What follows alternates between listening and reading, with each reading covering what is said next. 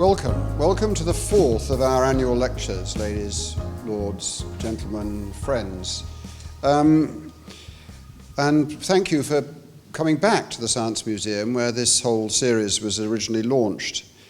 Thank you particularly to Mary Archer, the chairman of the Science Museum, and to Jonathan Newby, its deputy director, for the loan of this fantastic venue. An appropriate location, I think, for the subject matter tonight, which, as you can see on the screen, in case you were not aware of it already, about technology and its impact on transport. And particularly, I think, a place at which hopefully our two lecturers will feel at home, both being professors in a solidly science-based institution. I just want to say four things before introducing the Secretary of State about the ITC. First of all, we are the UK's land and transport-based think tank, research-based think tank. Secondly, that we are funded completely by subscriptions from largely the people represented in this room or their institutions who make available to us the funds necessary to do what we do. Thirdly, that we have a new director. Matthew Niblett has assumed the responsibility of being director of the Independent Transport Commission about 6 months ago, and we congratulate him on a different role from that which you've met him in before. And finally, this is a very good time at which to be discussing this, because it is going to be one of the 6 research themes that we are going to be looking at over the next few years, the impact of technology on travel and what it's going to mean for that institution. It's going to be led by Steve Norris. Like many people with a political leaning, we had no idea that the 23rd was going to be chosen as referendum day when we chose our date for this annual lecture. He's not able to be with us today. Just to set the subject in context, I am absolutely clear that this is the key issue for the future. It's not just about automated cars, as I'm sure we're going to hear. It's about information. It's about ticketing and new methods of charging. It's about changing transport, potentially, I would think, to being movement, where, our idea that we go on a particular form of transport becomes less and more blurred. And it's linked, I think, to the changing attitudes towards transport. My son, for example, a 24-year-old, his use of transport, i.e. his bicycle, is intimately related to his exercise regime. He doesn't do much else. And I think we are beginning to see changes in the way in which transport is treated, and this is, I think, important in what we're probably going to hear. I'm going to introduce, first of all, obviously, the Secretary of State. I don't really need to do that, as I might have done a little under, I beg your pardon, 4 years. Now a long-standing Secretary of State of Transport, very well known to you all. Just to remind you that his time, long as it is in the Department of Transport, only represents about a quarter of the time he spent as being a whip in various grades as he moved up that particular career, and 30 years in the House. Patrick McLoughlin, thank you very much for joining us, particularly today.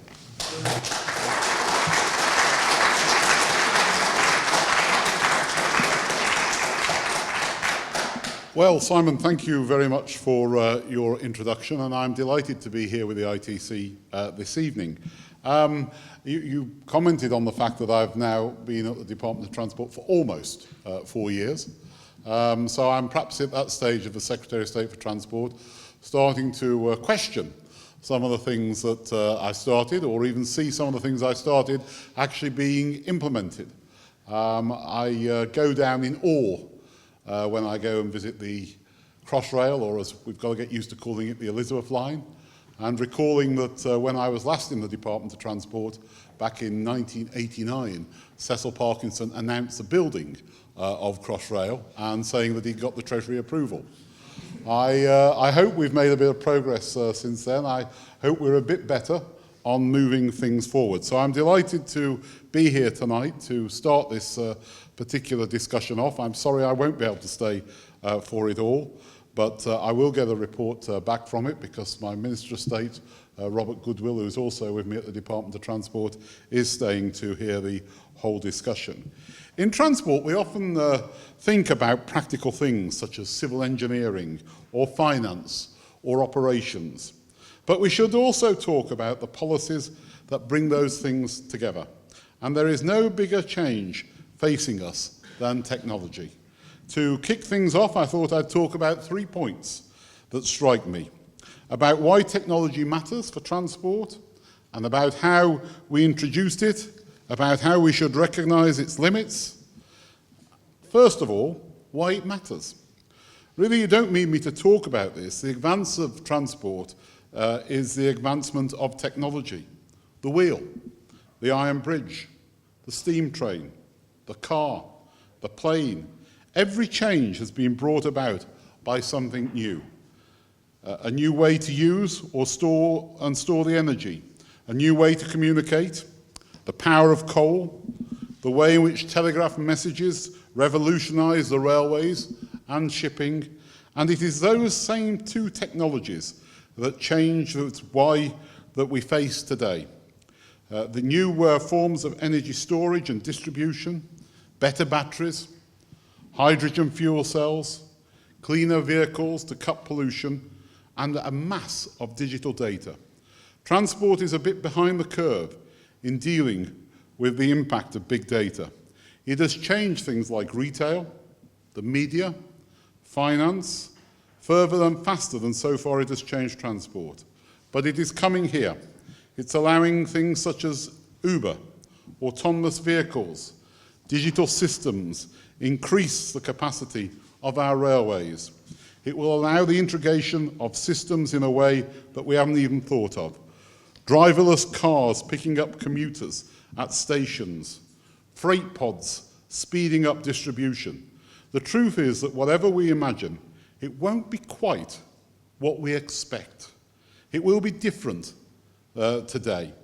The second point I'd like to make briefly is about how it all comes about. Definitely the government has a role. Funding development, building infrastructure, changing the way old rules when they get in the way. But in the end, this isn't something that is going to be directed by the centre or even by big existing businesses like car firms. It will come from below, through networks, through daring. It will challenge us. Old models will be replaced. And that always won't be easy or comfortable, which is why I think that we need to do better in encouraging public discussion of what might happen. For instance, we mustn't let excitement about technology involved in driverless cars overshadow the real concern that people will have about how they work. Are they safe? Will they be fun to use? Get too far down the technology road without proper explanation, without dealing with people's concerns, and we risk a backlash. I remember a very distinguished constituent of mine saying that she didn't think that she would ever be able to come to terms with driverless cars. And I asked her how often she went on an aeroplane, and she didn't seem to see the point about what the differences were there. So we need to have a clear vision for the future of transport, one which will allow British brains and British business to blossom, but also a flexibility and a practicability about our plans, to respond to what happens in the markets, to live in the real world. It is precisely these considerations that is partly behind the Modern Transport Bill, which was one of the bills mentioned in the Queen's speech. It will be a bill to pave the way for transport technologies of the future. So, for example, Britain can lead the world in developing commercial spaceports and autonomous buildings, but also autonomous vehicles, but also a bill rooted in reality. New legislation so driverless cars can be insured under ordinary policies. And so this country pioneers the safe use of drones, just as we're leading the way with real-world testing to ensure cars meet the emission standards that we also want to see. And this takes us to my final point. Technology is going to change things, but it won't change everything. Someone once wrote an interesting book called The Shock of the Old, pointing out that the arrival of new technologies always sits alongside the survival of old. 50 years ago, if you had asked people to predict the future, they might have said we'd be flying around in space pods. What they wouldn't have guessed is that demand for rail travel has soared and bike use is growing rapidly in our cities, both using technologies that would have been familiar in the 19th century, let alone the 20th.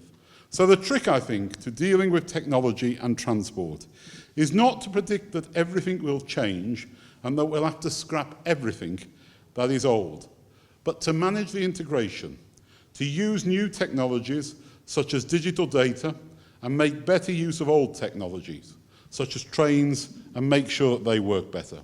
It is about efficiency and ease of use, and it is about lessening the environmental impact of travel.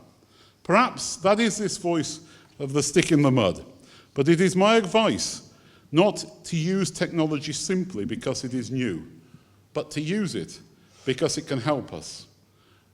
It can help us have a better quality of life and enjoy a better quality of life as we are all hopefully living a longer life. Thank you very much indeed.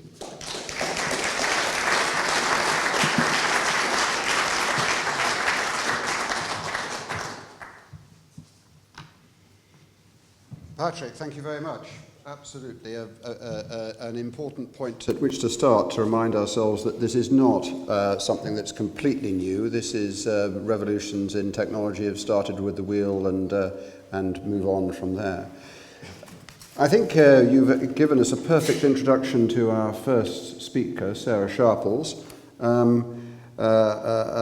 ex-president, I understand, as of a few months ago, of the Chartered Institute of Ergonomics and Human Factors, who I think, and a professor from the University of Nottingham, who will be able, I hope, to expound on that point as to how technology in itself is not the key point. In some sense, it's how it interacts with us, not just with us as individuals, but maybe with us in terms of legal structures, as Patrick already referred to. Sarah, the floor is yours.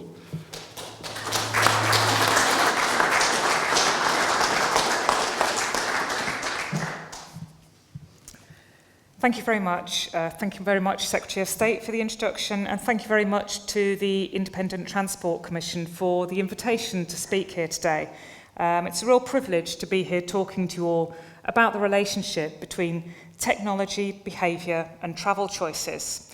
It's probably worth me mentioning that, as well as being a Professor of Human Factors and that being my scientific discipline, I'm also based within the Faculty of Engineering at the University of Nottingham and actually direct the research across the faculty.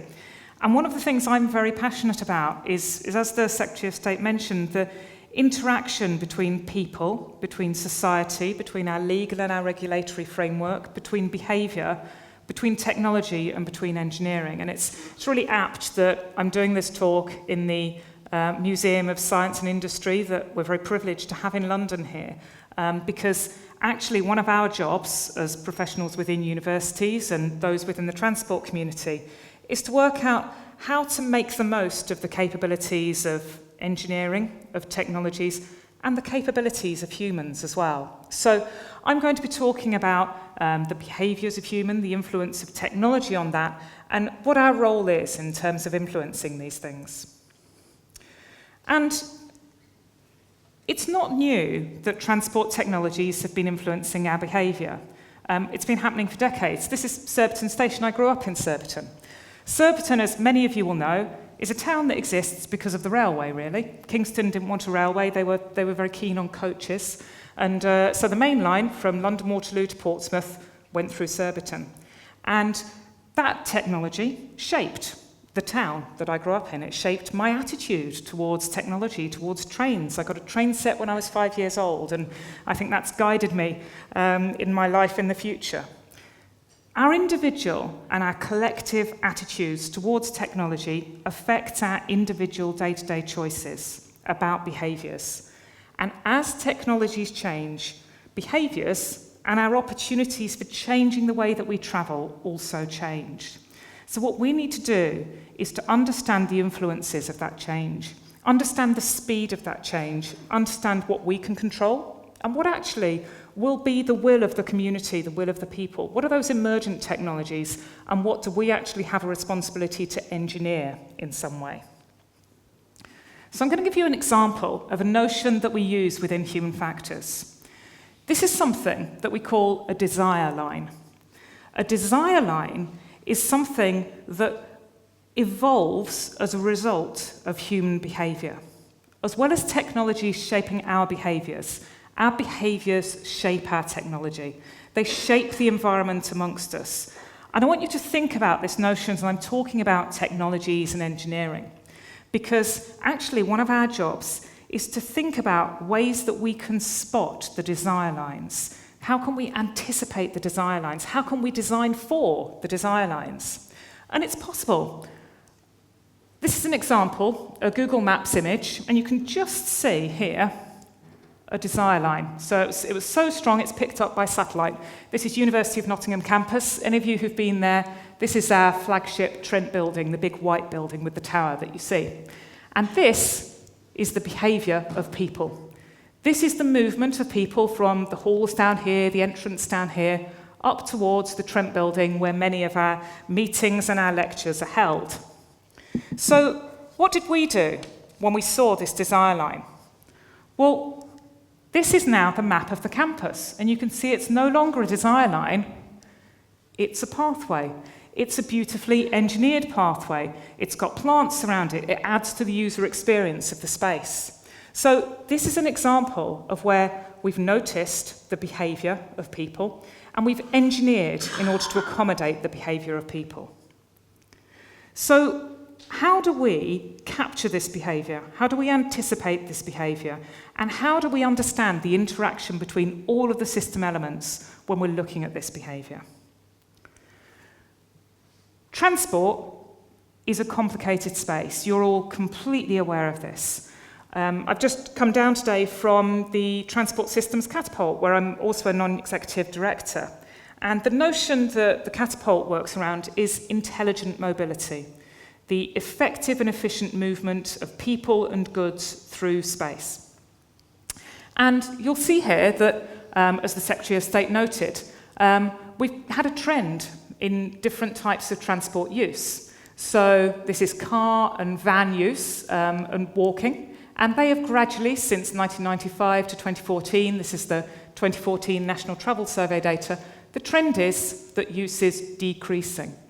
But since 1995 to 2014, the use of surface rail and buses, particularly in London, is increasing in a transformative way.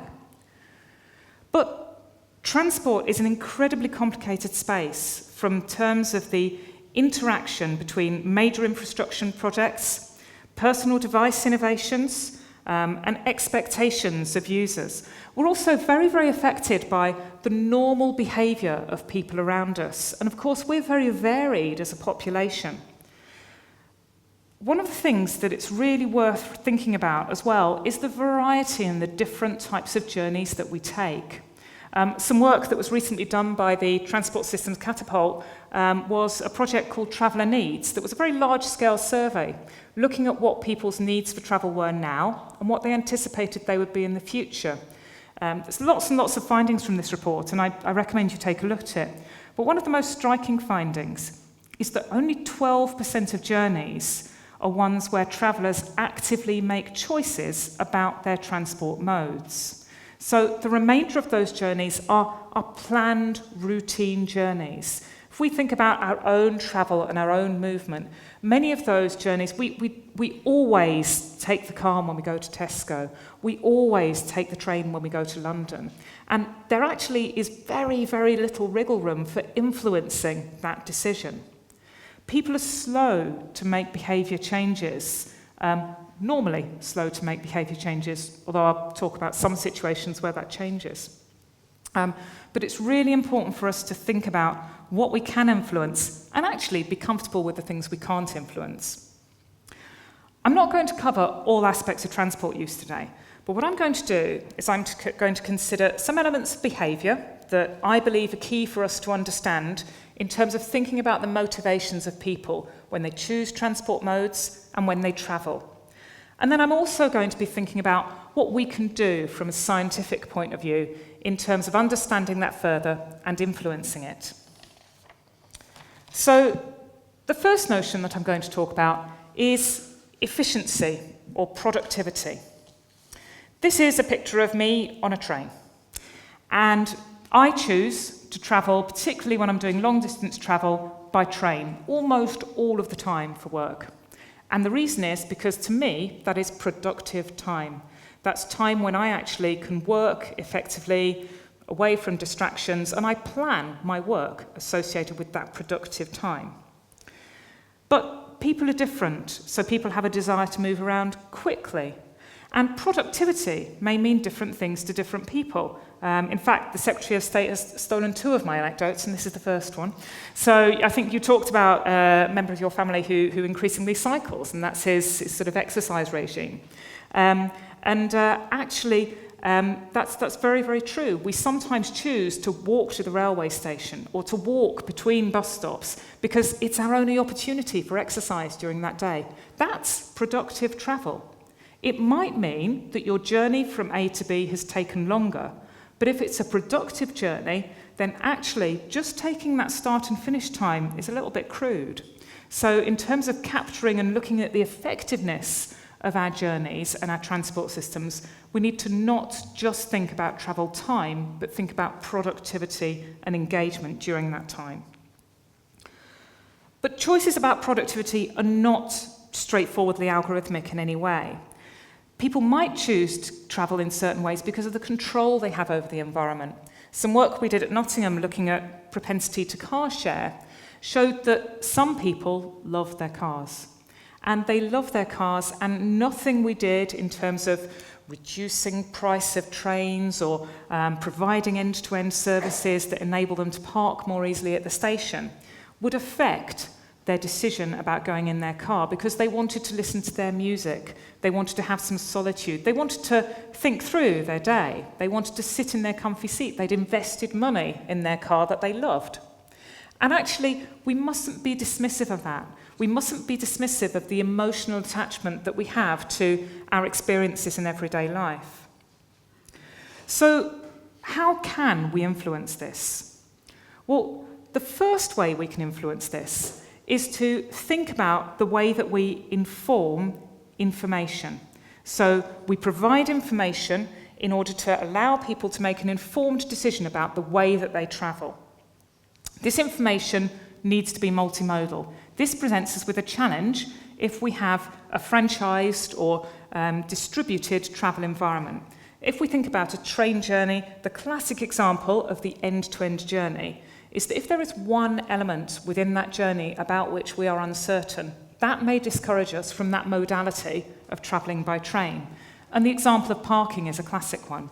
If we want to travel by train, but we're nervous that we won't be able to park and we won't be able to get on the train in time, that may actually change the way in which we're making our decisions. But we also know that circumstances change this behaviour as well. At the time when we started our work about car sharing, it was a few years ago, and the volcanic ash cloud disrupted air travel quite dramatically for a number of days. What we found was that in an event like that of extreme travel disruption, people completely changed their attitudes to their choices about transport. For example, they were much more content to share journeys. They were much more prepared to embark on different routes because they were forced to by the disruption of their normal expected means of travel. So people generally take time to change their behaviour, but in some circumstances people are able to change quite quickly. A second notion that's really important to our travel choice and travel behaviour is trust. We've already had mention of autonomous vehicles. Trust is not just about technologies, it's also about information. Trust and automation has been a topic that people have grappled with for years from an engineering point of view and from a human factors point of view as well. We know it can be affected by people's experience, By their direct interaction with the system, one bad interaction can really sort of put you off if you don't understand what's happened when this button's pressed. That can really sort of reduce your level of trust in the system. And the subjective norm, that if everyone else is travelling in autonomous vehicles, we'll probably be happier to travel in them.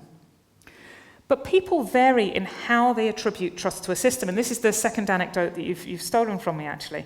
So we're sometimes not necessarily rational in how or why we make decisions about travelling in different modalities. When we explicitly ask people, would you be comfortable to travel in an autonomous vehicle? They go, and they say, well, would you go on the Docklands Light Railway? Oh, yeah. Victoria Line? Oh, yeah.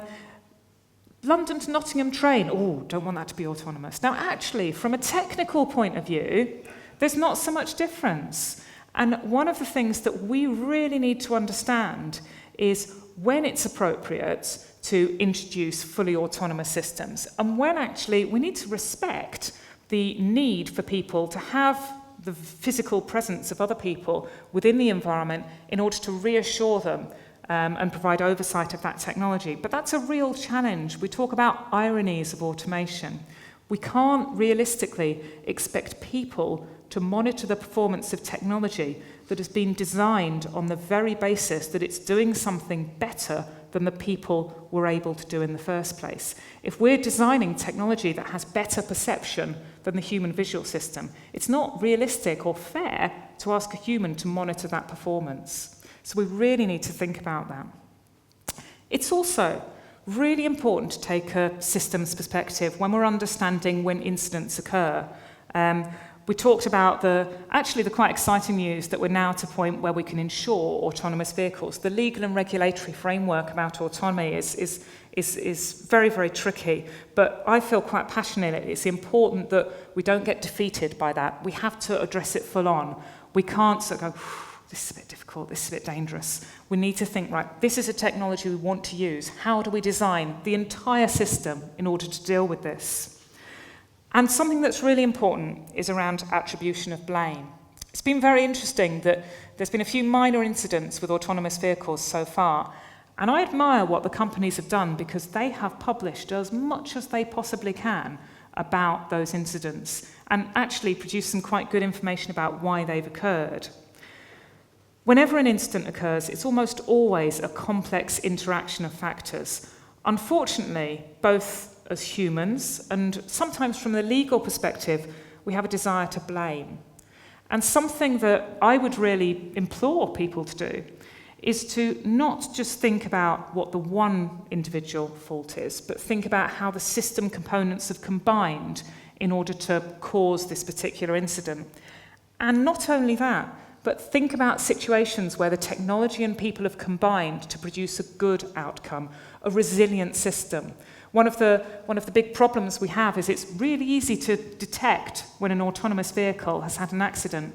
How many accidents have been prevented by vehicles being autonomous rather than by human controlled? Now that's something that statistically is impossible to identify, but really important that we remember. So how can technologies affect this? And what's the role of people like me, of engineers, of technologists, of designers, of architects and human factor specialists? Well, the first thing we can do is we can design. We can design information to be accessible, to be personal, to be understandable. We talked about the data around bus travel. The Next Bus app that's used in London has transformed the attitude towards certainly the younger generation of using buses by providing real-time, reliable information. And our trust in technologies is affected by our past experience and by other factors as well. One of the notions we talk about is the user's mental model. Our internal representation of how something works influences our behaviour. Probably. We don't know, definitely. But that's one of the things that we use as the basis for our understanding of the impact of design. This could be through the design of a dashboard display, for example. It could be through the way that a planning or information application on our smartphone updates or represents information. One of the interesting challenges we've got is that as technology has increased, the visibility of the underpinning engineering infrastructure that we use has decreased. I was never great with cars. I look and am bamboozled when I open the bonnet of my car now. But my first car had a choke. I understood that. I understood that that involved, I hope I haven't got this wrong, flow of fuel to the engine. And I could see the direct impact of moving the choke and the behaviour of the engine. That helped me form a mental model of how that system worked. It's really hard for us to form those mental models now. You may wonder why there's a bus sign on the screen. I've got a mental model of how this works. We've got two types of information here, 12 minutes, 19 minutes, and then an absolute time. I have a mental model of how this works. I have a mental model because I've guessed, but I also have a mental model because I've read the information on the Nottingham websites, and there's signs at Nottingham bus stations where we've got similar signs to this, and I'm assuming that Ayrshire used the same technology as Nottingham. Real-time information is presented here, where we've got an actual number of minutes. Actually, this isn't real-time bus information, this is timetable information. That affects my choice about which bus I get on. So that's an example of good design, because the different sources of information are represented in different ways. But it's not brilliant design, because I've had to read instructions in order to understand what the meaning of it is. So it's really important that we think about these sorts of things. So as well as taking into account the role of design, we can understand human capability. One of the things I say to my students is, humans are fallible and humans are brilliant. Some work we've done at Nottingham demonstrates human capability and human workload. We know that people use their cognitive resources differently in different parts of a journey. Sometimes it's appropriate to give information in visual form, sometimes in auditory form. But one of the things that's happened with the advances of sensor technology and the development of sensor technology is that ways of measuring human capability in real time have developed way beyond what was feasible in the past. This is an example of a technology called facial thermography. And we're using it in conjunction with an aerospace company to see whether we could understand in real time pilot workload. Our results so far have shown that this region here of the face tends to get colder during higher workload. Now, that's something where we're still doing work to understand how reliable that is, how transferable that is. But actually, if we can get real-time understanding of the state of people responsible for transport infrastructure, that helps us to manage that infrastructure, helps us to intervene, for example, if people need more support, and helps us to understand actually how to effectively deploy people in transport control. We're also looking at physiological measures to understand how people respond as they move around airports, so that we can actually present information in a different way, depending on, for example, their level of stress. So if I'm late for my departure gate, just giving me a big number 5 on my phone is probably more effective. If I've got half an hour to wait and I'm calm, I can get marketing information, I can be told where to relax and have a glass of wine. That's actually got an important underlying business model as well, and it's very important that we recognise that. In addition to dedicated technologies, we must acknowledge that people appropriate technologies that aren't designed for the use within transport for transport purposes. The best example of this at the moment is Twitter. We routinely see conversations like this between a traveller and a transport provider. And it builds up very useful sets of data for transport providers, but also has actually transformed customer service from those transport providers as well. Some work that we're doing is looking at how we can actually manage this data most effectively, and what do people take from this information. We know that actually the official data, the official responses, can be sometimes a bit slower than the responses from other passengers or other customers. How do we deal with that? How do we take that into account? But I think what we mustn't do is think we've got to design our own Twitter for travel. No, let's use the technology that's out there, understand how it's effective for us, and be a bit courageous about embracing it as part of our systems. But this does present some challenges. I don't know how many of you have come across Waze, which is an app that uses crowdsourced data to provide real-time traffic information as part of a satellite navigation system. that's really effective, and people become real advocates of this type of technology. We're working with a local SME in Nottingham to look at how we can use GPS data to capture evolving bus routes in developing countries. So there's massive potential of this crowdsourced approach. But you can see it has some challenges here. So traffic-weary homeowners and Waze are at war again. Guess who's winning? So this is about Waze app users spotting different diversions through residential roads and incurring the wrath of those residents along the way. It's worth thinking, though, that we mustn't get too seduced by technology that is predominantly used by the younger generation, because they're only a small part of our travel population. Only 59% of the population at the moment are active social media users, and they are age range dominated by people from between 20 and 39. And this is not a number that's increasing. So the types of platforms that people are using is changing quite rapidly, particularly among young people. And we must make sure that we don't exclude those who are not users of this technology. It's worth remembering that the iPad has only been with us since April 2010 worldwide. We've had a dramatic transformation in the use of technology in a very short space of time. And finally, it's really important that as transport specialists, we don't work in isolation. Travel and transport is part of our lives. It's part of our home. It's part of our purchasing behaviour. And this presents opportunities and challenges. It presents opportunities by combining different data sets, that's personal data, to build a real holistic picture of the behaviour of people within cities and with future environments. But it provides challenges in terms of the ethics and the privacy of using that data.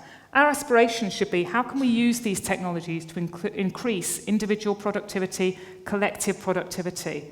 But how do we also do that in an ethical and responsible way? So I'll just close by talking about our final sort of points. So rather than being daunted by the scientific, engineering, and social and ethical challenges, we need to encourage innovation. We need to face our ethical and legal challenges head on. And we need to understand that transport is about much more than physical systems or physical infrastructure. We need to think about how we can spot those desire lines, how we can anticipate behaviour of users and work together with users, technology and systems in order to deliver effective and resilient transport systems. Thank you very much.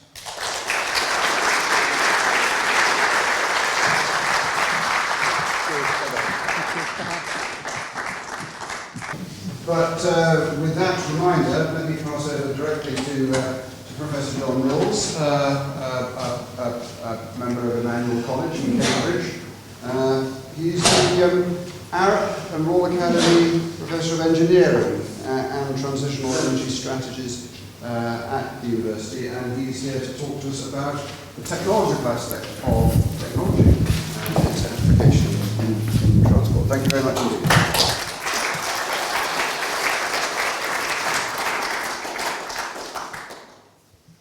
Thank you very much, Chairman, and thank you for the previous lecture. And I think the message coming from the previous lecture is how important our attitudes are. And I think that that is absolutely central to the opportunities that are being opened up by the new technologies that we have a look at. So my brief is to talk a bit about those technologies, perhaps the hard stuff, but I don't in any way want to suggest that the soft stuff and the things that we've just been hearing about are unimportant. On the contrary, I think probably they are the more important things. But the technology itself, how might that reshape the way we travel? And it's an exciting time to be talking about this sort of thing. Sarah spoke a few moments ago about future technology and the need to trust in autonomous vehicles. She showed an image of the Lutz Pathfinder pod, which is an autonomous pod designed to be a taxi at some stage in the future. This is the second generation, and in such a short space of time, we're already looking at a new pod. This is only a year or two after the Lutz pod. This is the UK Autodrive pod, which will be taking to the streets in the same locality as the Lutz pod in the fairly near future. And you can see just by looking at it, first of all, that it's a different pod. But there's more inside that gives away gives clue to the differences. And these things are beginning to happen at such a rate and at such a concentration that real momentum is being built up here in the UK. There have been many claims that the UK should be at the forefront of all this technology. Interestingly enough, the climate is being created here in the UK that some of those claims might actually become true, and wouldn't that be nice?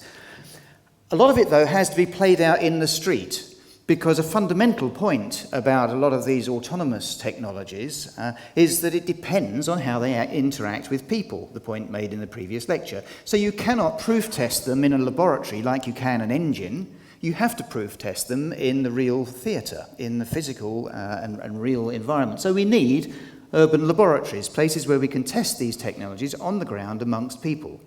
And Milton Keynes is fast becoming, the UK's urban laboratory. There are a lot of things going on in this city, which mean these new technologies are being deployed concurrently in the real theatre. So this is an exciting time.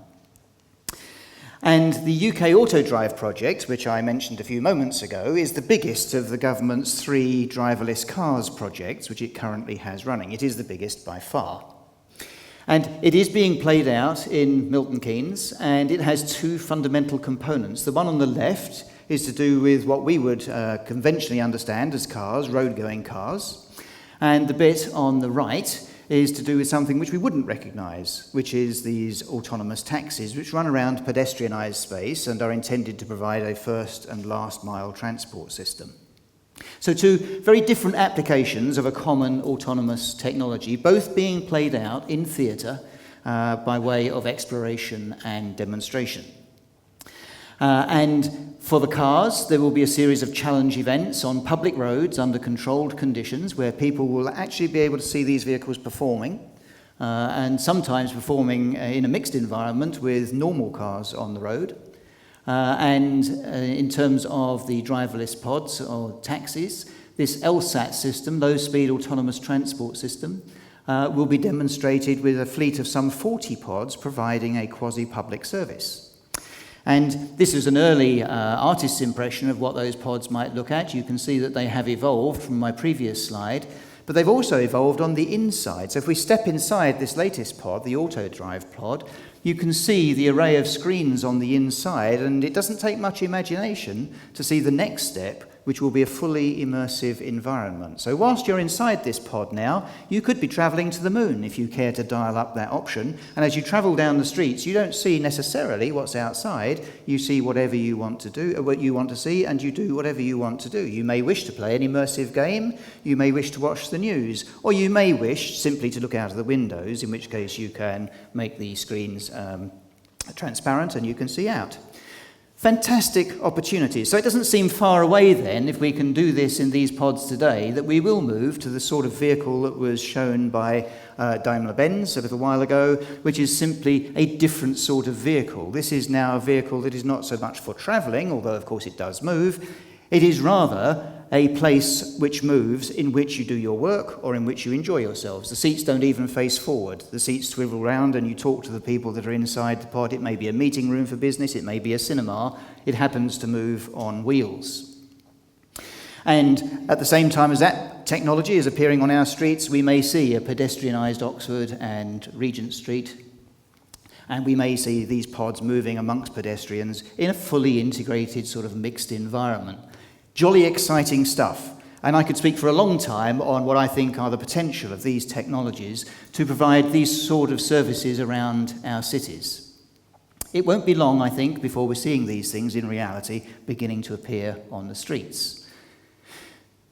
But whilst those things deal with anywhere-to-anywhere travel, you call it when you need it and you take it to the place you want and then you get out, there are different sorts of motion in our cities, and I want to talk about the second type. This first type, the one I've just been talking about, is Brownian motion.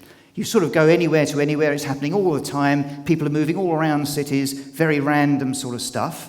But you also have superimposed on cities very predictable flows, very big tidal flows of people coming in and out, like the commuter flows. So, although we could speak about the Brownian motion forever this evening, I'd just like to talk about some of the technologies the exciting technologies in Brownian motion, and just explore how they might be applied to this other problem of tidal flow. Tidal flow is very much dominated by this sort of motion. This is looking at Cambridge. And in the morning, we have all the vehicles flowing in and all the vehicles flowing out, and they add up in Cambridge to a peak daily inflow of 7,500 vehicles per hour, 10,000 people an hour in round terms. That's what's flowing into Cambridge and clogging up the streets, and the same thing in the reverse direction in the evening. How do we deal with that? And does this autonomous vehicle technology have anything to offer? Well, tidal flows are traditionally solved by these sort of mass transit systems, the train and the tram. So every city that has a tidal flow problem, and many of them do, start looking at these solutions. And I'll show this slide several times this evening, so please get used to it, because this is a very important slide. What this tells you is roughly what it costs to put a mass transit system on the ground in reality.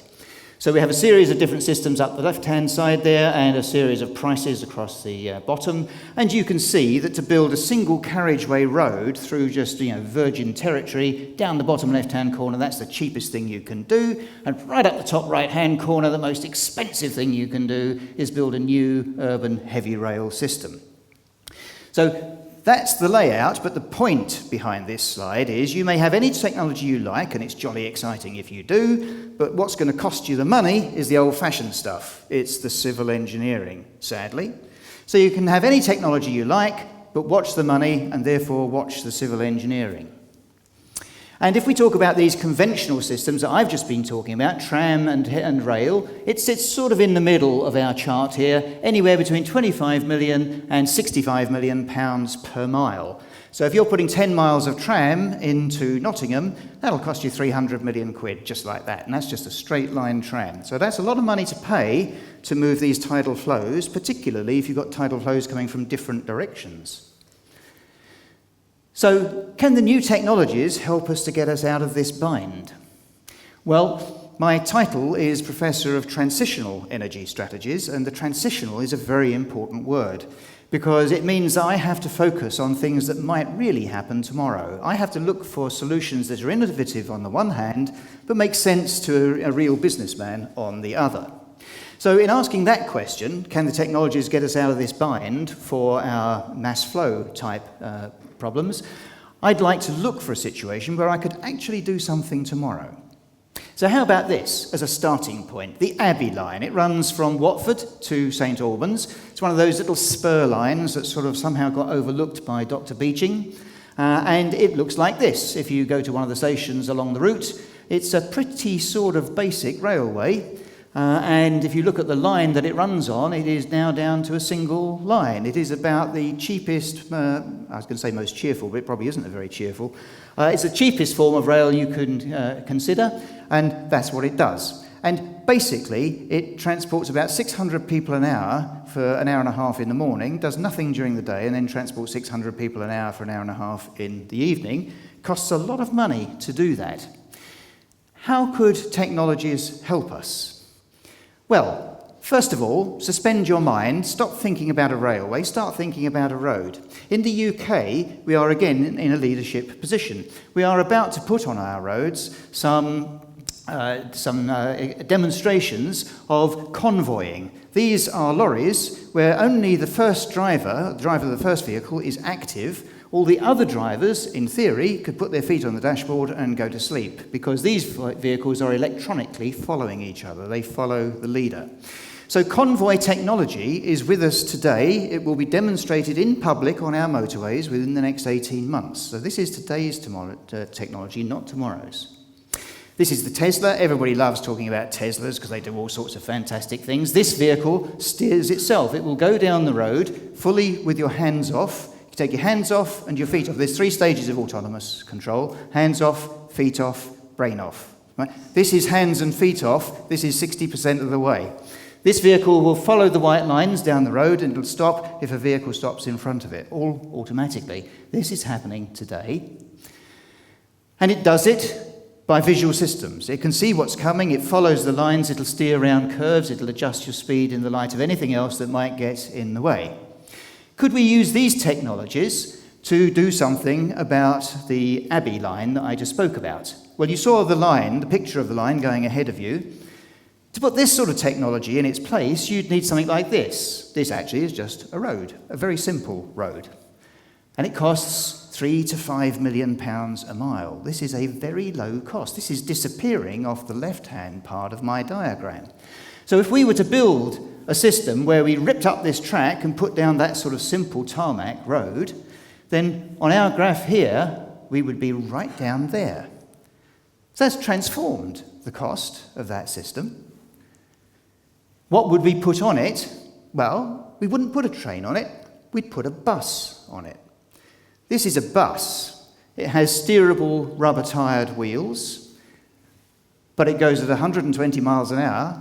It's driverless. It has all-electric traction, typically 45, 50 seats capacity, and electronically coupled together like the convoy of lorries. So we can put 3 of these together and get 150 people capacity, 5 of them, and we can get even more.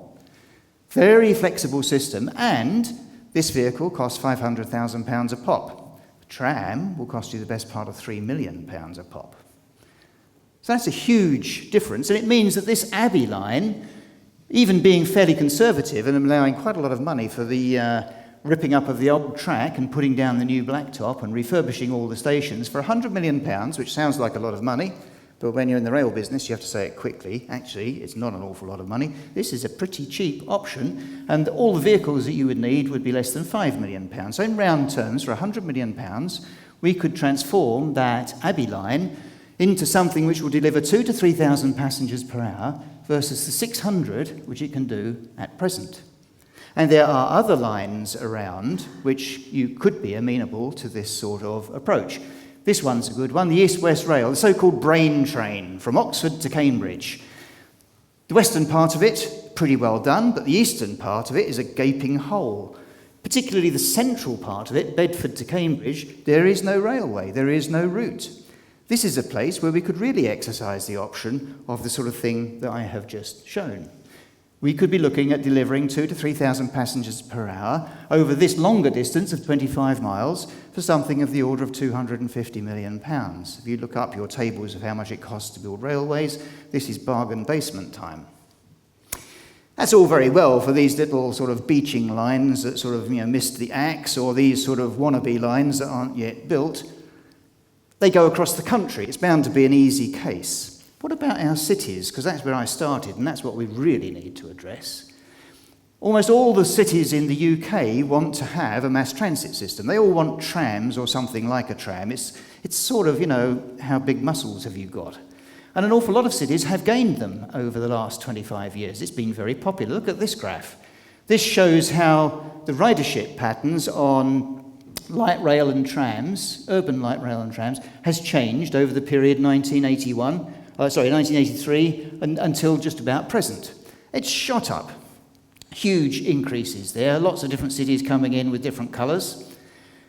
Got to keep it in perspective, of course. It is just that top line there. Those other lines are London Underground and National Rail. Look how many people London Underground shifts in the national scheme of things. Never mind, back to my main point about light rail. Although it's a small part on the top there, it is significant and it's growing. Every city wants one. And of course, every city starts by saying they want a tram. And then the problem is it costs 20 to 30 million pound a mile. And we get back to the problem I spoke of a few moments ago. Most cities cannot afford this. You have to have 10,000 passengers an hour to get anywhere close to making this sort of thing fundable. And 10,000 passengers an hour is a very big number. So most cities can't do it, QED. Not a very good story. It isn't just that. It's if you're going to put a tram through the midst of your city, you've got to dig up the whole of the main street. You've got to do this sort of thing. So not only is it very expensive, it is hugely disruptive. So how can we avoid that? Well, the only obvious way of getting around that problem is not to disrupt the street, which means probably you have to go underground. Sadly, that puts you into this sort of thing. This is all the old boring civil engineering, but I'm afraid it is the big agenda item. This is what costs the money, and that doesn't look very attractive either. That's a massive operation if you're going to start boring under the cities. So where do we go from there? Well, the interesting thing about tunnelling two interesting things about tunnelling. One is, actually, UK is a world leader at tunnelling. We've done loads of tunnelling in this country over the last 20 years. We are one of the best in the world at tunnelling, funnily enough. The other thing is that it costs a sum of money which is roughly proportional to the amount of earth that you bore out. So that's sort of the square of the diameter of the tunnel. So as the diameter of your tunnel gets bigger and bigger, your costs go up as the square, which is an odd way of saying if your tunnel diameter comes down, your costs come down with the square. So if you're down the bottom here, around about 4 metres diameter, that area that's signposted there with the arrow, you're in territory that's sort of 8 to 12 million pounds a mile, which is actually quite cheap, relatively speaking, and it gets very much more expensive as you get bigger. There's a couple of dots here. That big red dot at the top, that's the new St. Gotthard tunnel that's been opened up in Switzerland. That's up the high end of the costs, massive tunnel through massive mountains, so you expect it to be up there. That dot down the bottom is a 3-metre tunnel that's been bored in Croydon. Nobody knows about this, but this is actually a cable tunnel. And I do have to be careful because this dot here is the Jubilee line. So you can be wrong about these things, but for tonight I'm going to ignore that dot there and I'm going to talk about the one which is close to the Croydon cable tunnel.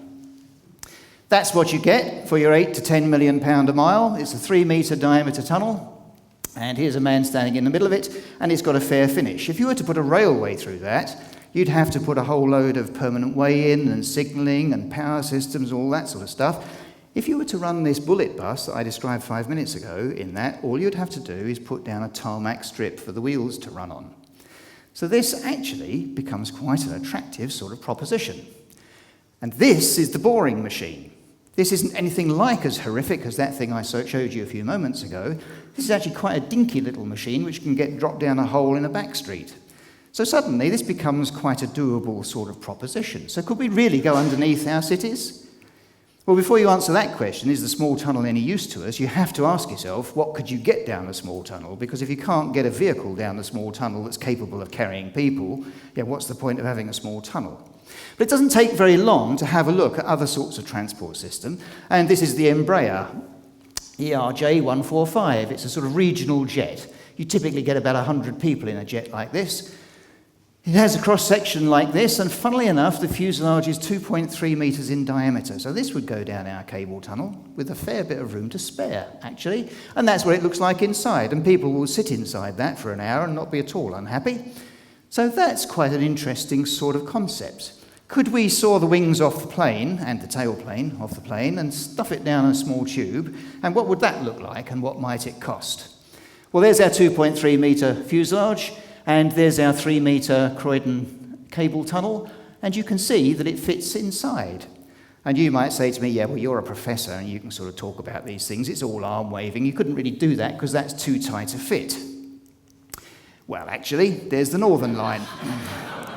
And I have done the calculations, and the blockage ratio on this is much higher than the blockage ratio on what I'm talking about. In fact, if I superimpose them, there's what I'm talking about. This is a considerably smaller tunnel, and therefore cheaper. It's a 3.5 metre tunnel, is the Northern Line, and there in blue is our jet with the wings sawed off. So actually, this sort of makes sense. You could actually do this in terms of the space you get and the technical ability to do it. All sounds quite interesting. And here it is down here at 10 to 20 million pounds a mile. So this now is opening up the possibility of putting a mass transit system underneath the city, provided you've got reasonably good geological conditions. The cost is very doable.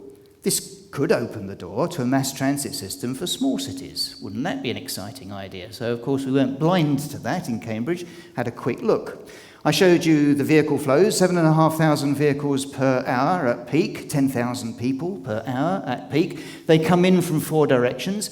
If we were to put an underground mass transit system into Cambridge that was designed to deal with the flows that I've just been telling you about, what would it look like? Well, it would come in like this in a star sort of pattern, and they'd all converge in the centre. And we would have a system that looked like this. First thing in the morning, there's a whole load of trains at the west end and a whole load of trains at the east end.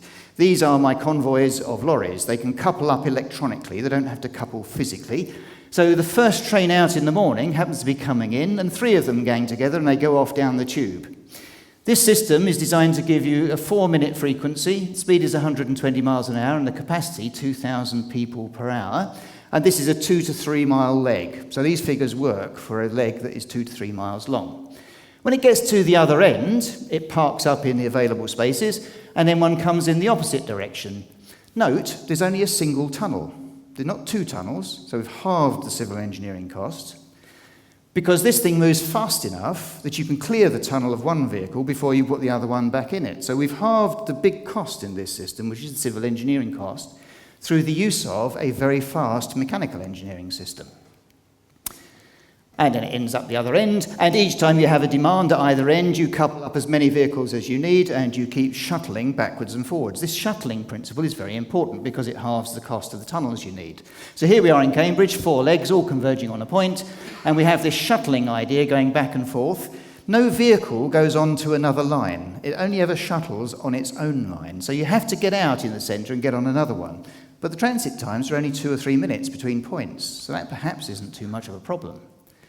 The point is, we've got 12 miles of tunnel in this with a combined capacity of 8,000 people per hour, which is pretty close to our target, and the cost is 200 to 300 million pounds. That really is bargain basement time for a mass transit system for a city. So this begins to approach a low-cost mass transit system for small cities, and the principle is shuttling.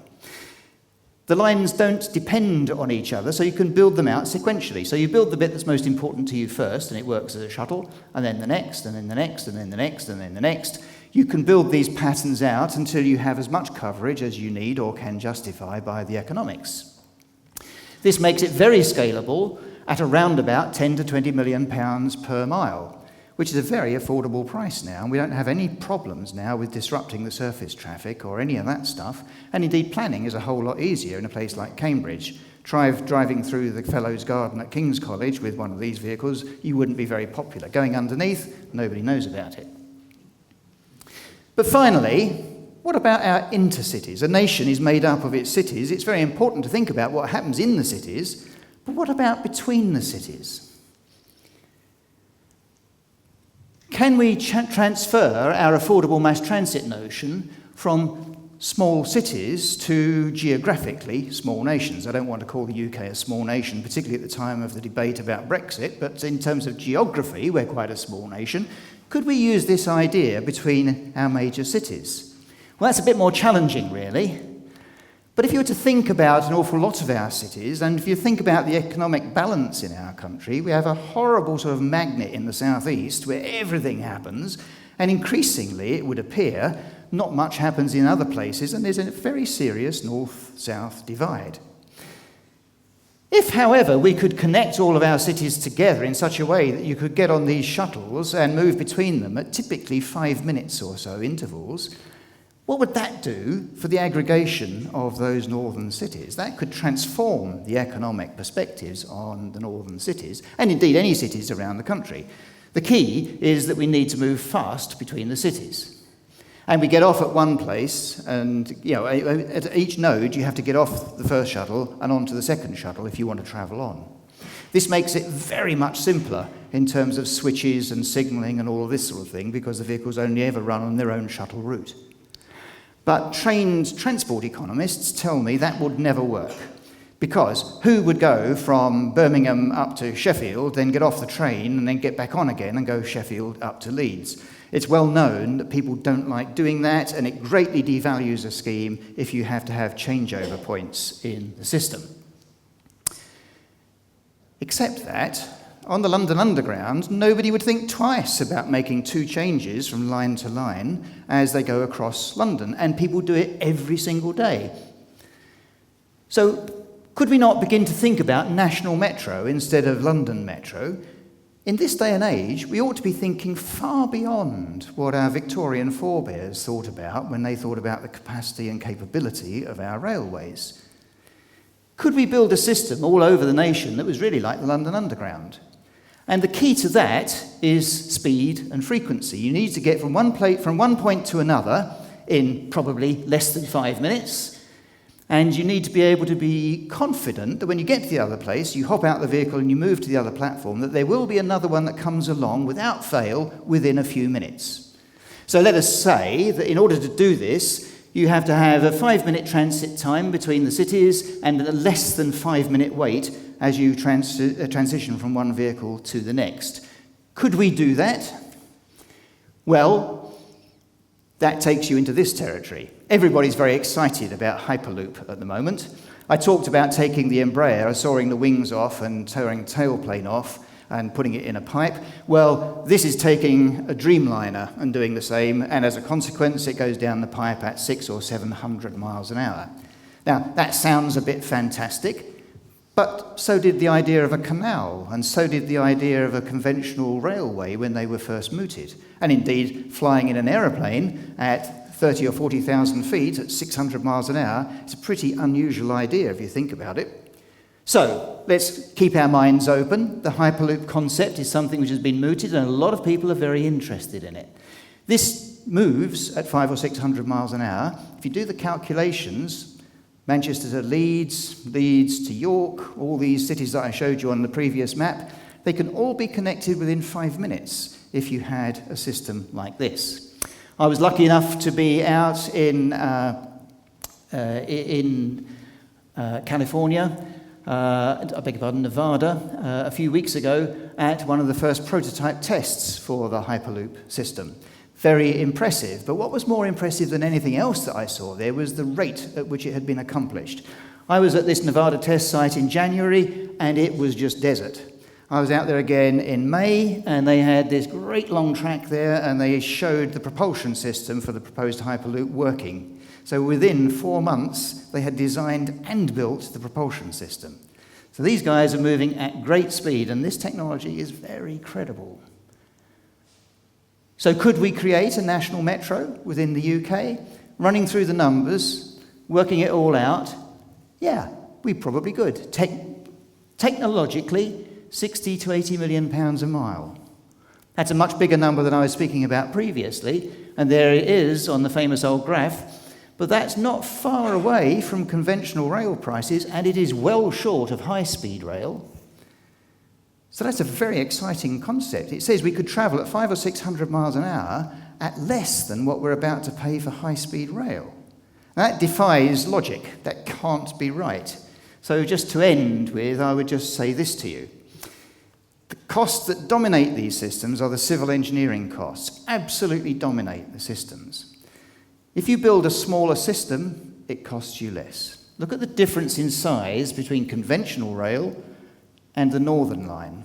And then remember that our vehicle is even smaller than the Northern Line. So what we're comparing is a system that will carry that very small blue outline compared to the system that is designed to carry trains of this type. It is demonstrably much smaller, and that is the key. The technology that goes inside that pipe might cost a lot of money to develop, but once it is developed, the vehicles themselves are a minor part of the total story. The story hinges around the heavy stuff in the ground, and that's why this thing is potentially much cheaper, enabled by technologies that have not been with us before. This is genuinely a new opportunity. We can and we should build a demonstration bullet system in this country, and we can and we could build a demonstration Hyperloop system in this country. Think what that would do for the economics of our society. Thank you.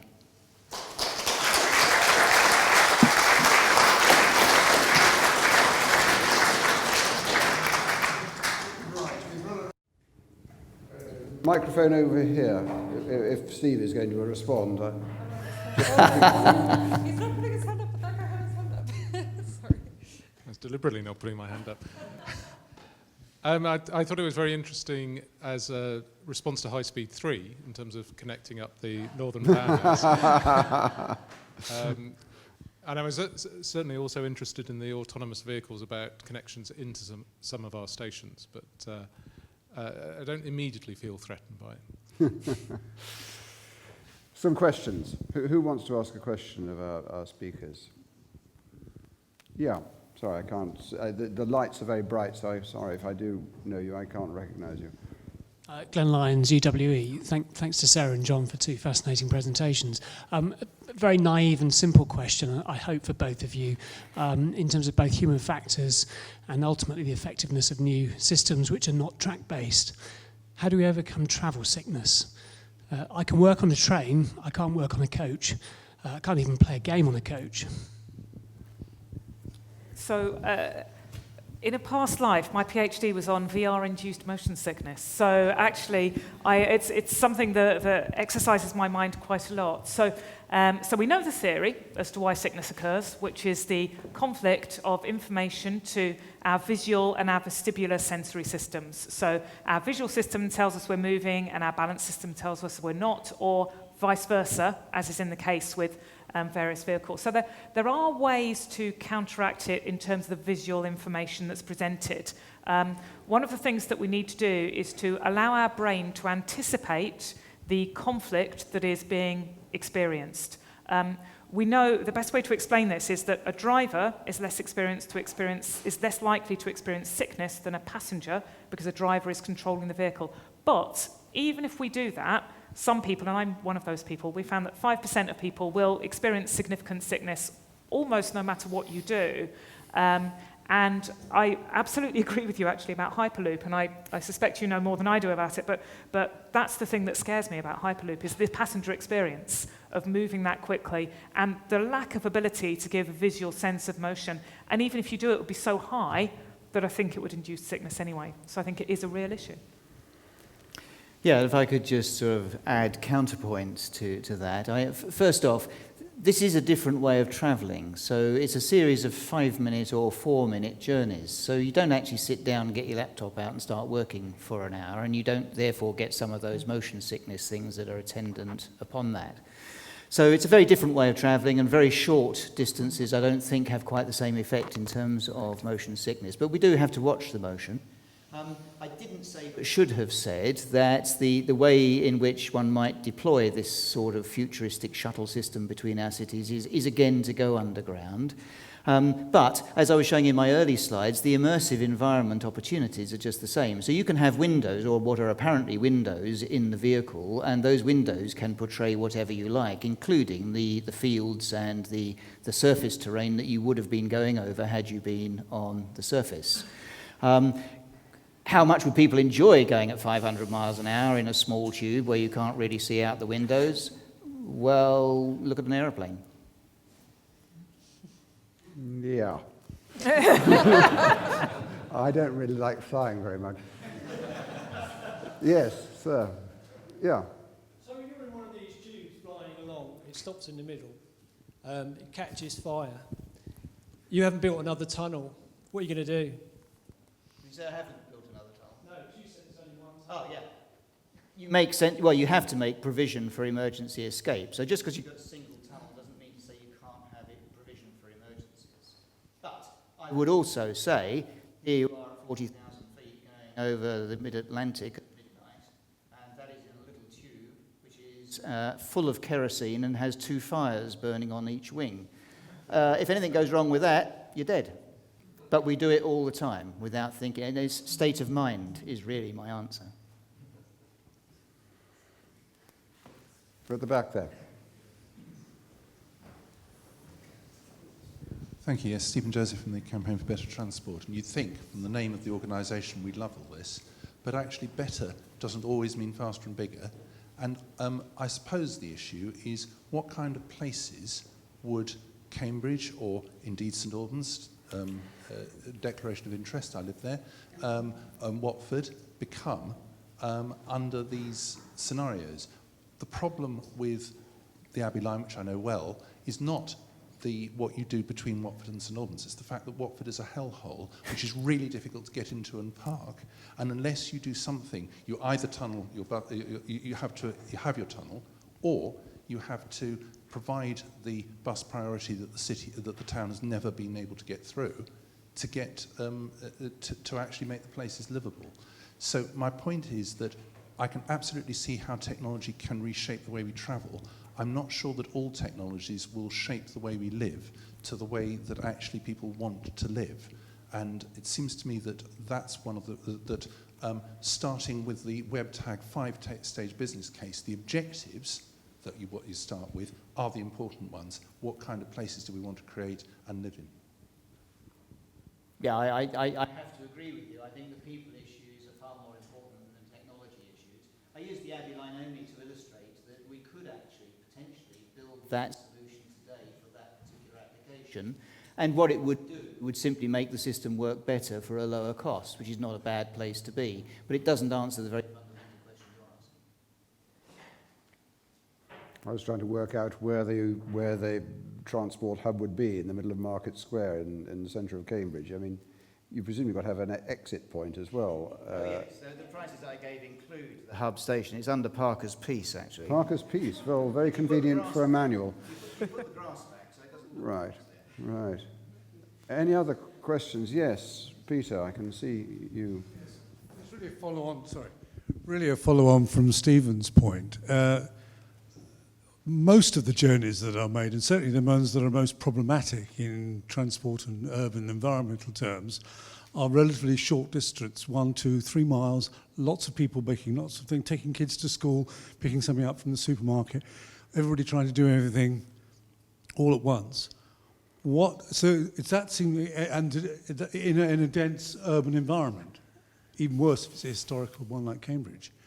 What technologies are potentially out there that can help us address the real and the largest problem we're actually faced with? Well, sorry. Well, yeah, but maybe that's the human factor. I mean, maybe Sarah would say, why do we only, notwithstanding the merits of cycling, why do only 2% of people cycle? 2% of journeys, So my answer would actually be around information. So I think there are some challenges because of the nature of this country, the densely populated areas that we have, the nature of the working day actually is a real challenge, the peaks of travel. So I think the first thing is that people are much more comfortable with a delayed journey if they know they're going to have a delayed journey. And I mean, when speaking to, I don't know if there's anyone here from the Highways Agency, when they introduced the travel time information on the motorways, they were really a tremendous PR success and made people feel much more confident about travelling on the motorway because they knew how long it was going to be between junction A and junction B. So we know that people are much more able to cope with delays if they know those delays are happening. Behaviour change is much more problematic, and I would say there's two things that we need to address in your scenario. The first is change in modality, so walking to school, cycling, and essentially reducing the traffic on the road. But the second is looking to see whether, from a societal point of view, we can actually manage those pinch points. So why does the school day start at the same time as a working day? It's a nightmare for all of us to have to get all members of the family to the same place at the same time. So how can we actually look more courageously at those sorts of things? That's not a job for me, actually. I'm not quite sure who that is a job for, but that's a really tricky thing. But that would be the thing that would really solve the problem. Yes, and if I could add to that, I made the point early in my presentation about the addition of Brownian motion and tidal flow, and I think you were drawing attention to the Brownian motion type of event. I think there's a lot of stuff going on in that space, but to keep it very brief, if we were looking at the tidal flow problem as I described it in Cambridge, we end up, as I suggested, taking something like 20,000 cars in the morning out of the system and the same number in the evening as they return. So taking 20,000 cars off the roads in Cambridge, if that system was to work, what that does is it gives space then for the Brownian motion systems to come in and things like demand-responsive transport, on-demand bus, Uber, Pool. These things which are information-based then have a lot more freedom to run around, but not to forget that the shuttle system is actually predicated on stations that are about 2 to 3 miles apart. So it's quite practical to come out of any one of those stations and walk to the midpoint. It's only a mile, mile and a half. That is walking and cycling territory. Look, I think I'm going to draw this to a conclusion. We've started to lose some of our guests because we have run over time. I'm going to just thank you both very much for joining us, for stimulating a discussion which will continue for those who are able to stay over a few drinks and a few more canapé and I can recommend it significantly, Making the Modern World Hall. I think it's in that direction when we go out. can't quite visualize where I'm pointing in the Science Museum. I'd like to thank again the Science Museum for making this facility available, particularly Mary Archer, who in this context is one of the very few people to have an old-fashioned road named after her in the last year in Cambridge, and Jonathan Newby, and thank you all very much for coming. Hope to see you soon again, and let's move on to a few drinks and you can continue the discussion there. So thank you very much indeed, both of you.